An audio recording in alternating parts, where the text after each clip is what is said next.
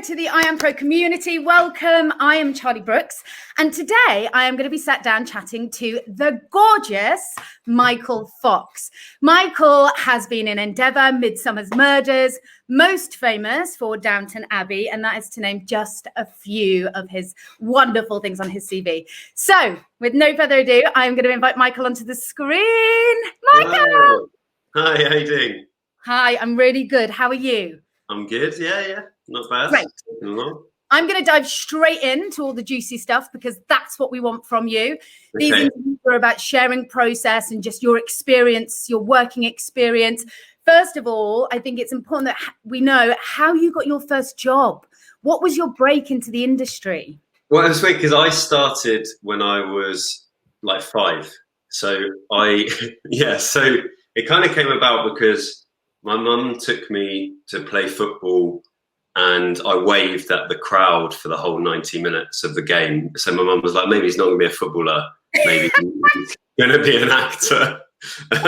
So then she was like, well, why don't you go down like once a week down to Jack Palmer's, which is like in High Wycombe stage school, and then started working from there. So I did a few, I was in the bill when I was younger. So it's like a separate thing.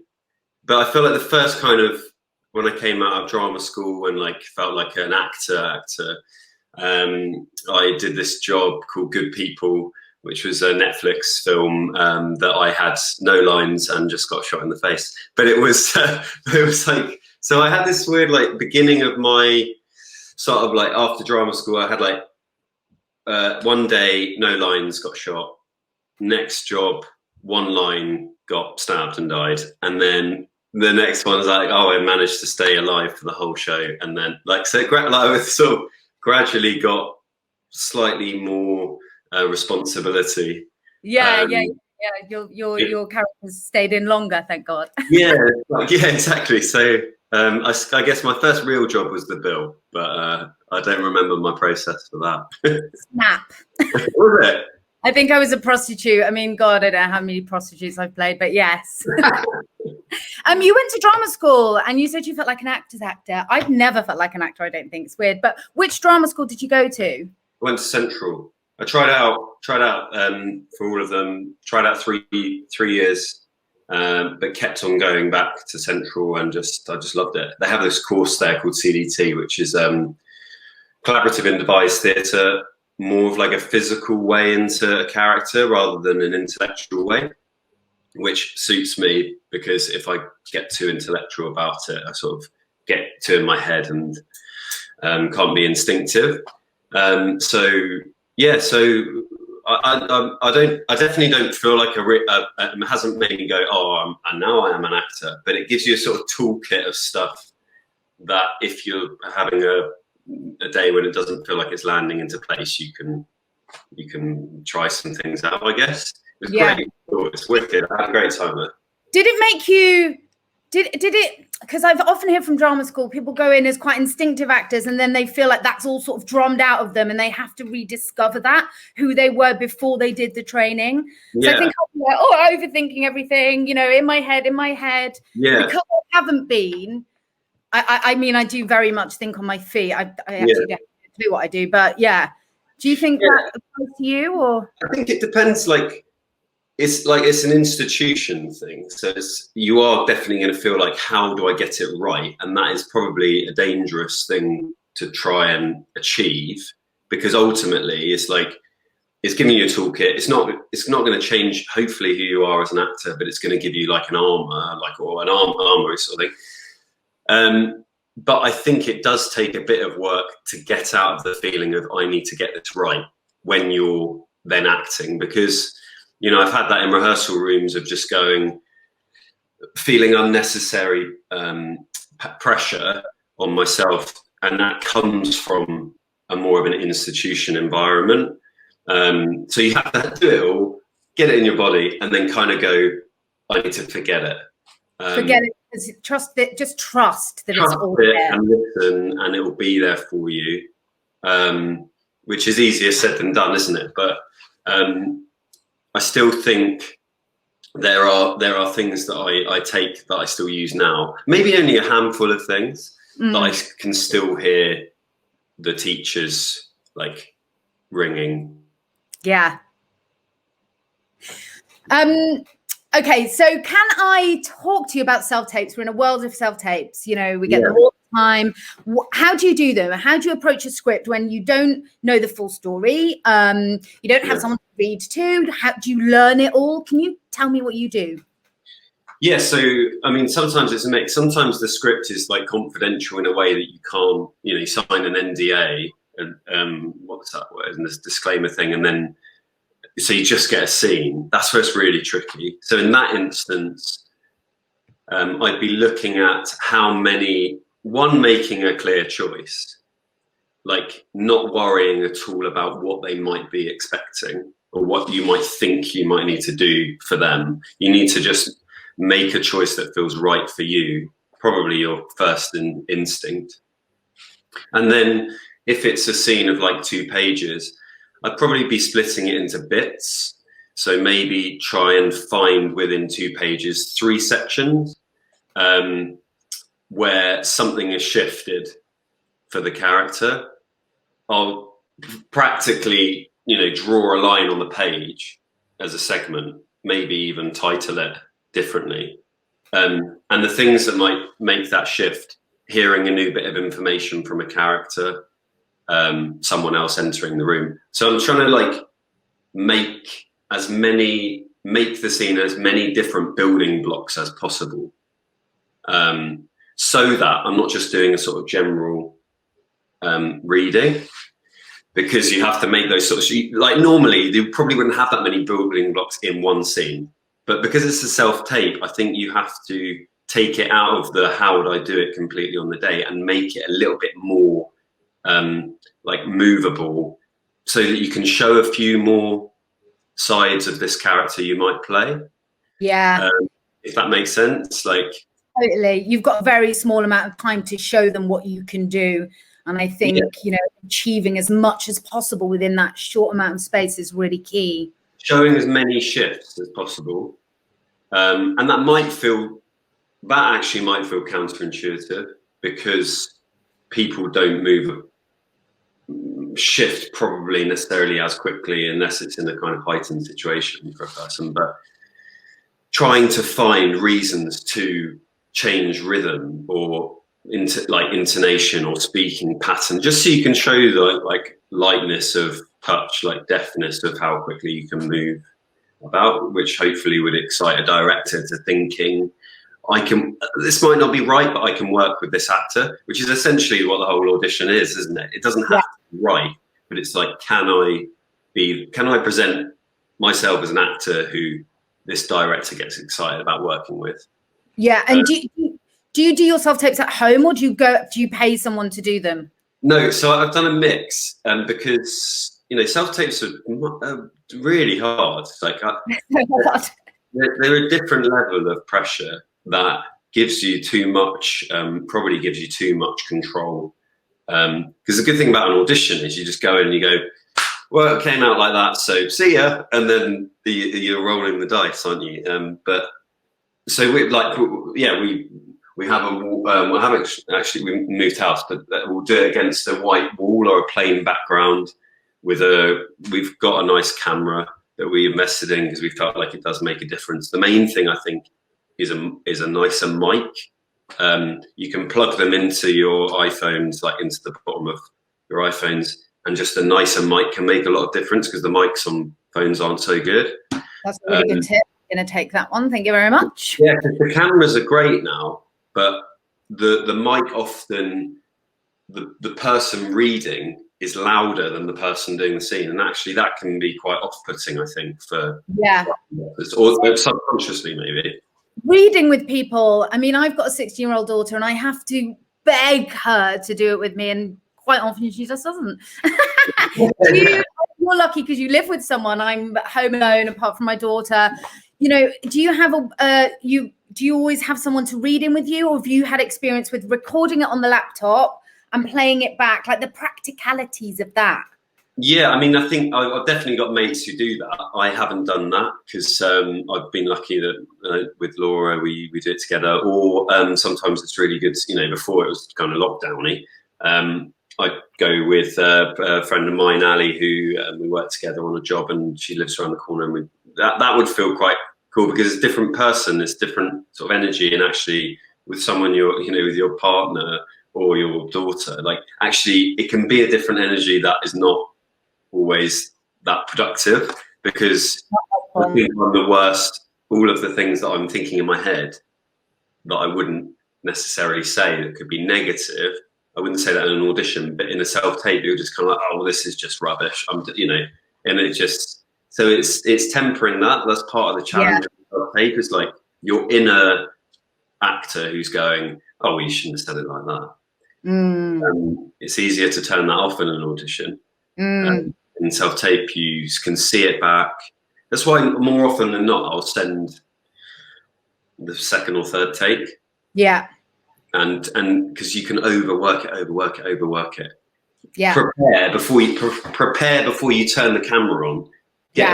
As if you were going into an audition. Trick your brain into there's going to be a real person in the room, casting director, and then I made the mistake of half doing stuff, turning the camera on, hoping I'll get it, and actually that's where it all kind of unravels a bit. Yeah, that's a really nice tip, actually. Try and just do it a couple of times and visualize yourself that this is a live casting, because it might bring a new energy. Okay, so you've done the self-tape. Congratulations, you got the job, Michael. Well done. Thank you. Next is, how do you choose your material? Like, are you picky about what you do? I know as actors, sometimes we can't be fussy. We're like, I'll do it. Are there certain things that you look for in a script? I think probably like certain eras I would look for. Like, I really like things about like wartime period stuff. Like, I don't know, like historical stuff, I suppose. I don't feel like I'm at a stage where I could pick necessarily, but for instance, the play that we did, like All in a Row, like I got really excited about that because the text was so realistic and imperfect, and I love that. I love where the ums and ahs are, like they're part. I love the royal family and like all of those imperfections about how people speak. I think that's where like it gets really exciting. So I've never been in a position where I've gone, no, I don't think this is, like, I'm always kind of throwing my hat into the ring, I suppose. But the stuff that I'm really, really excited by is where it feels like it's not acting. Yeah. Great. And but then I'm also going, well, okay, like, it's more like what sort of work do I look at and go, I want to do work like that. And, what else was really exciting for us, I think, when we did All in a Row, was having a writer in the room and having a script that had flexibility in it, and we could sort of mold it to how we saw it going, obviously with the guidelines of Alex Oates and Dom, our director, but it felt like we had a real input into creating something and making it feel real. Yeah, like proper ownership over it, which isn't always the case. Like with acting, you don't always feel like you get time to have complete ownership over what you're doing. It's a privilege to have that in a job. And that job, like, because my character, was much more like observing, but that was also exciting. Like, it wasn't necessarily what was written; it was more what he might be thinking about what he was witnessing. Which was work I had to kind of build in the room. But that was an exciting challenge. So it's a mix of stuff. It's like you normally just need like one hook, don't you, into the thing you read, and you go, oh, I can see that, and then and then you're off. Yeah. So I know there's very big differences with film, TV, and theatre, but let's think specifically about a 6, 8-part, 4-part drama that you might get. You've got that part. What is your first process now from knowing you've got the part, building the character, dissecting the script? You've got 6 scripts, you've got a journey to go on. Practically, do you take all of your scenes out and put them in shooting order, or do you put them in story order? Do you have 2 lots of scripts? How do you do it? Because sometimes I'm like, I don't know if I'm doing this right. My method is like mad. It's all over the place. I think I definitely take the scenes out. I'll then like map them out. I have a book, like I'll be then sort of charting like decisions through like how to build the long story arc, I suppose. it's kind of the same thing as like chunks. I always think about if it's a play or if it's a like 4-part, 8-part drama, it's like building blocks, little chunks. The details, all in the details. Like if I can make that one chunk as detailed as possible, boom, okay, in next one, and then you're just gradually building a mosaic kind of thing, and then you step back and you're okay. It feels like that to me. So when you're writing it down, do you mean you write down the story order, the thought processes of the character? I have done a diary for the character before.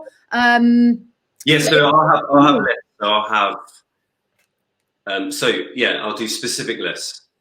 Things I do, things I physically do, whether it's pick up my name, pick up a glass, takes a drink. He takes a drink. He drives there. We know he drives. Okay. Yeah. Things I do. Things that other people say about me is a list. Right. Yes. Things I say about others is a list. Yes. Right? So then there'll be like the 3 big kind of things. Boom, boom, boom. And then gradually you'll just start to percolate a sort of like picture of this character.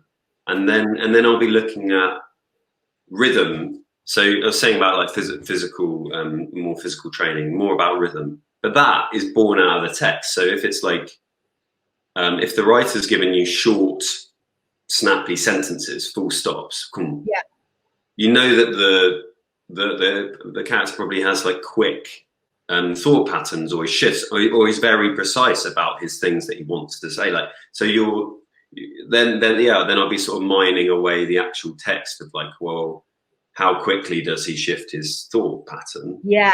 One.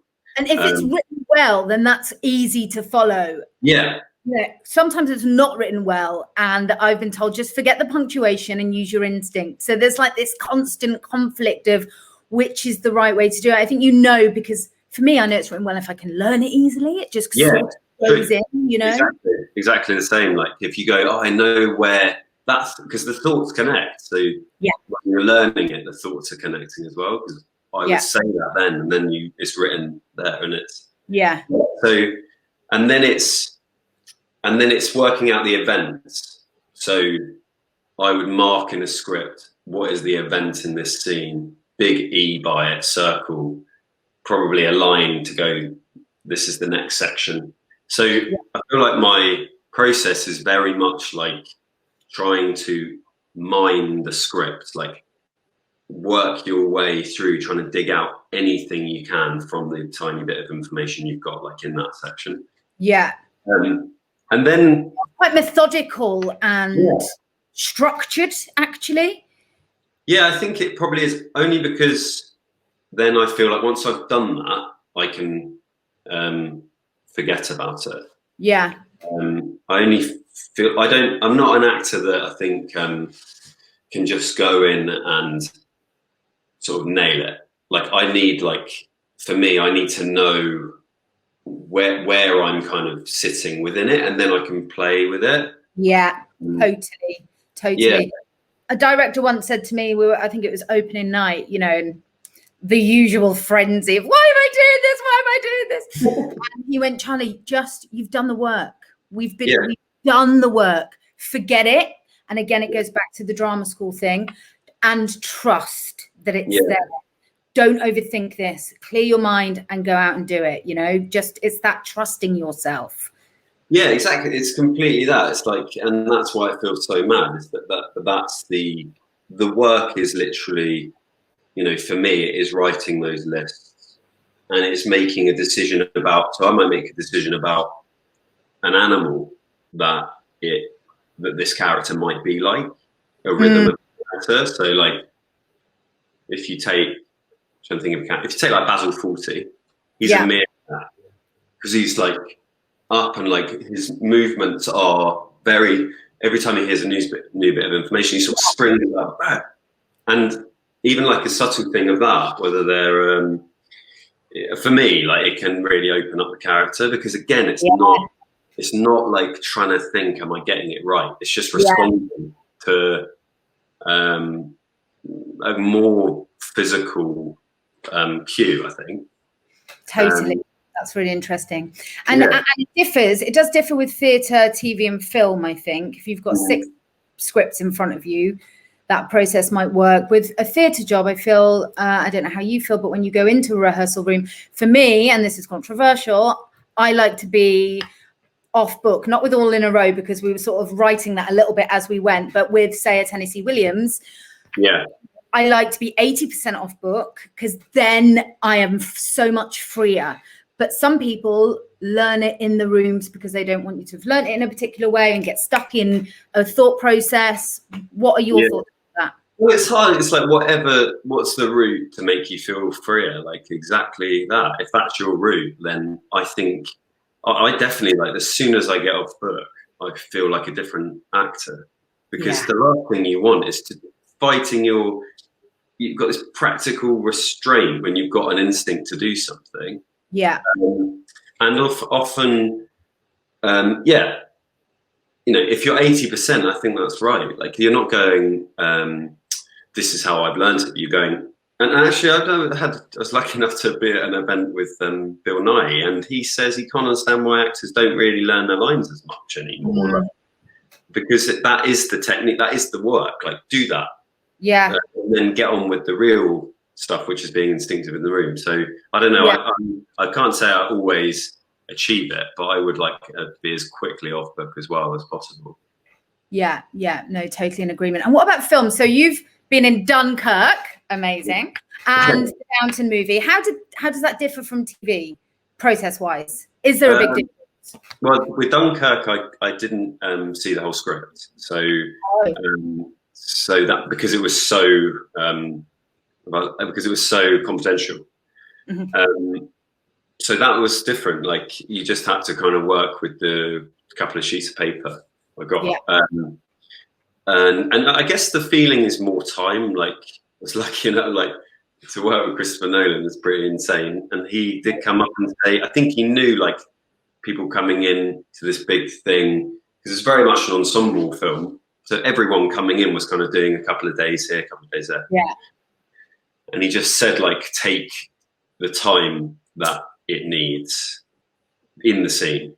Like, because there's definitely something that I feel like I sort of have this instinct to go, just do my thing and get out with a minimum of fuss and get everyone home on time. And actually, like, having the kind of, just a bit of courage to go, this is going to take the time. I'm not, you know, I'm just going to allow it to fall into place. And I would say that that's the biggest thing that I've noticed, especially actually with Downton going from TV to film, is that it's just time.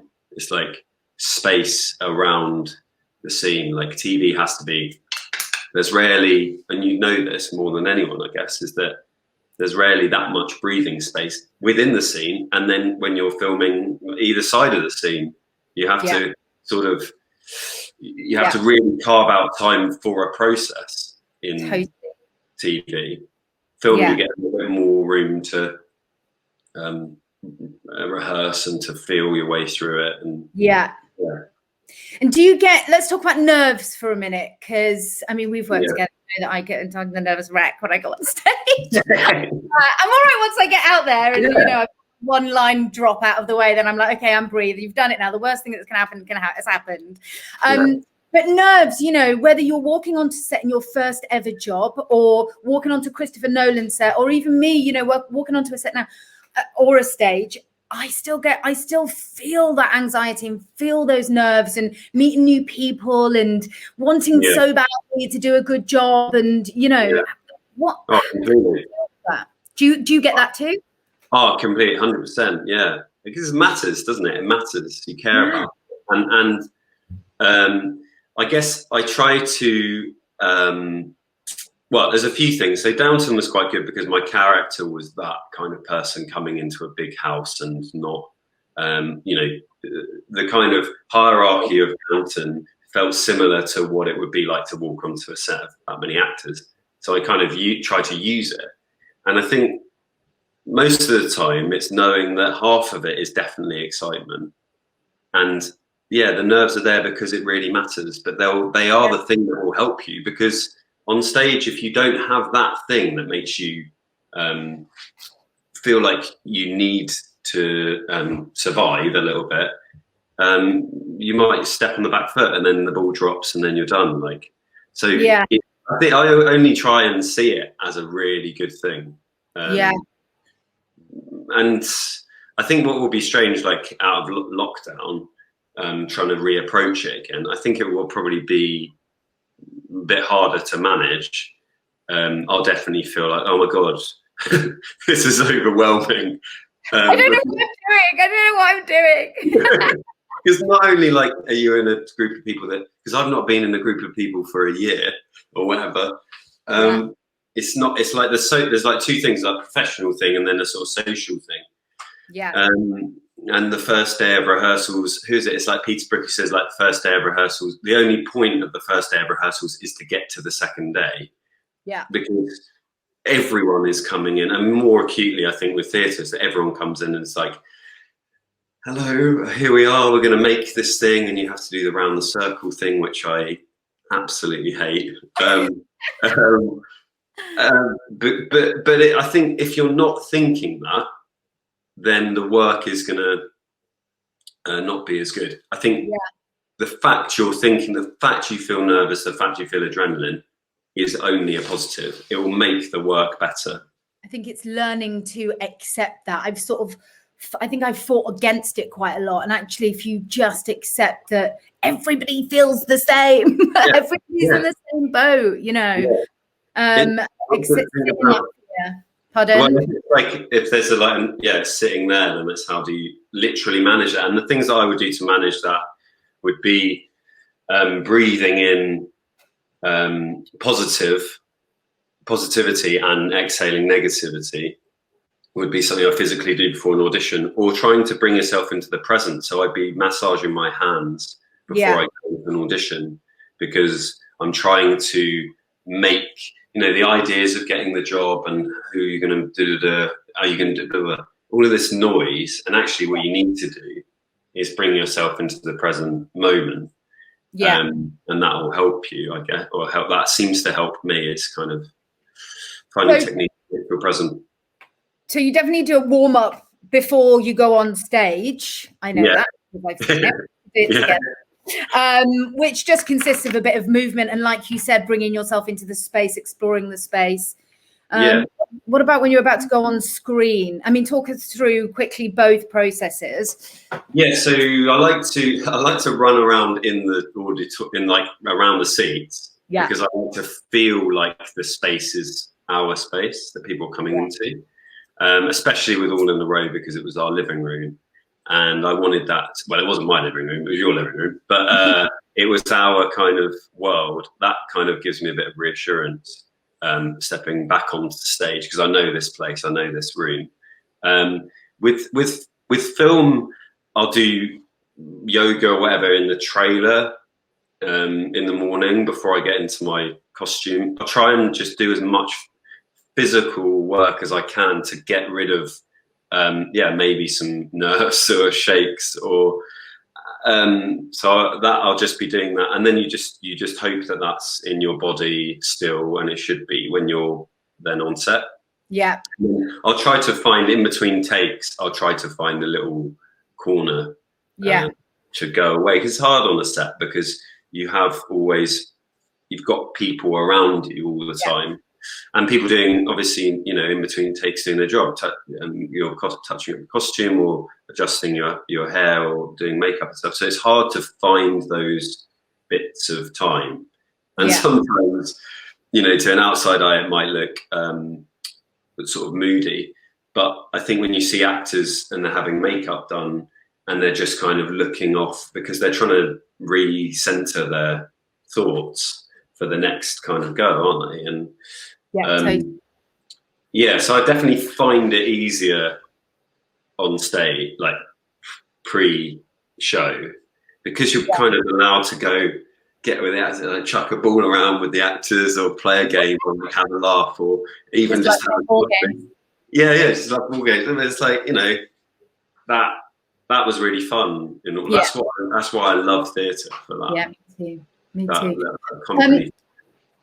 And the feeling of the company, absolutely. do step into a little family, don't you? Top line learning tips. How do you do it? So I write it out. Yes. I write it out because and then I'll learn it the night before. I'll write it out, and then just before I go to sleep, and then for some reason it's in my brain when I wake up. I can't learn it listening. Some people really like that. Lots of people record it and listen back to themselves. That seems to work. But for me, it's just writing out the scene, and then writing it out again and writing it again. Probably more than me speaking it initially. Yeah, it's really good. It's really nice. And then you start to notice things about it. Okay, well, that's why it feels like that thought's shaping that way. Before you've even opened your mouth, I think for me, it's really important to not say it too soon, because I will then think it's rubbish. I'm trying to avoid the feeling of judging it. So I just need to do the work before I am going to allow myself to judge it. So true. So that's a big one for me, definitely. Yeah. One final question for you, Mr. Michael Fox, and that is, what advice would you give to your younger self, or anybody starting out in this industry at IAMPRO, in the IAMPRO community? We've got loads of people trying to break into the business that can't get to drama schools for whatever reason. We are trying to bring it to them in the best way we can. So what would your advice be to all those brilliant young creatives? Well, I think the biggest thing that I would say is, we said it earlier, but trust your instincts. Yeah. So when there's a big thing, a big pressure to feel like, what would people want you to be like? How should you approach this scene, or how should it come across, or what sort of energy you should bring?